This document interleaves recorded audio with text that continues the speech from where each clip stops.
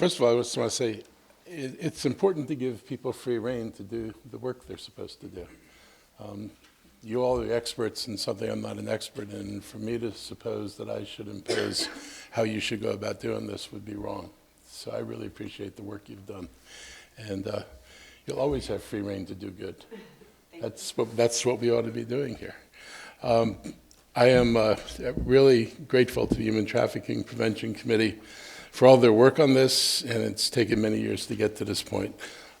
I remember some of the first human trafficking discussions we had back when I was on the council, which probably going back 15, 16 years, and it was around people who were brought over from other countries, ostensibly as staff, and never got to leave the house. Or if they got to leave the house, they were very strictly controlled. Basically, they were keeping people here as servants and not free to go out without the permission or control of the owner. And that was one of the first hard discussions we had on this. This is really important, what we're doing now. It's hard to find. Nobody wants to talk about it. And the people who are victims are basically afraid of you. If you report it, you could wind up losing your status here. If you're not a legal immigrant, you could expose yourself, obviously, to deportation. But if you report what you're doing, you lose a job. And then how do you survive here? And oftentimes you lose a job and you lose a place to stay. And so people are often afraid and unstable about how they can, survive here if they talk about what's happened to them. So it makes it very, very difficult to track down. I want to thank the Human Trafficking Prevention Committee and their chair, Dr. Wendy Stickle, the vice unit from the Montgomery County Police Department. Thank you so much. HHS Licensing and Victim Services Units, Fair Girls, and University of Maryland Safe Center, and the Montgomery County Human Trafficking Prevention Committee, and Jody, of course. And I want to recognize the other elected officials. I think you're the elected official in attendance, Don Lidke. But everybody else has got things they're doing also this morning. So thank you for being here this morning. To my knowledge, this is the first time a county has launched an education and outreach campaign of this scope.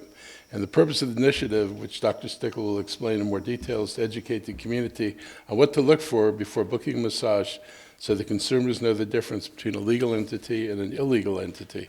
Illegal operations can serve as a front for commercial sex operations and might be a venue for human trafficking. And what is human trafficking? It's the use of force, fraud, or coercion to exploit victims.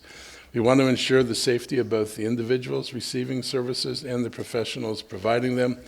Education, improve our state and local laws, hold those committing these crimes accountable, both criminally and civilly, and this includes establishment owners and the landlords, not just the operator, but the landlord. If you know what's going on in your building, you're responsible for it, and this is an important thing in terms of making the enforcement real. We have long been aware that some businesses in Montgomery County are offering illegal massage services, often alongside other forms of Eastern medicine, including acupressure and acupuncture. Just to emphasize, not every acupressure and acupuncture operation is tied to this, but sometimes they are. It's our responsibility to protect residents when they receive any type of personal service, and massages and acupuncture are no exception. Professionals who provide these services should be properly trained and licensed. Those that are not licensed and properly certified should be held accountable. And unfortunately, the standard is not met at every establishment in Montgomery County. I'm proud to announce that the county supported this effort by providing $25,000 in funding. Department of Health and Human Service also received grants to supplement these efforts. The education and outreach campaign will start next week with commercials, bus ads, geofencing, and social media. That's pretty complete. So it'll pop up on my phone if I'm near something I shouldn't be near. Great. Illicit messages is not new.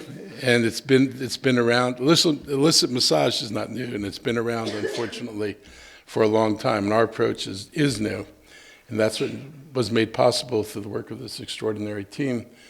I know you're going to be successful because everybody's committed to following through and making this work. So thank you for your commitment to this. Thank you all for being here this morning. Thank the media, those of you who are here, because this is an important message for us to get out to the community. So anything you can do to help us with that, please do it. It does matter what you do in this case. Thank you.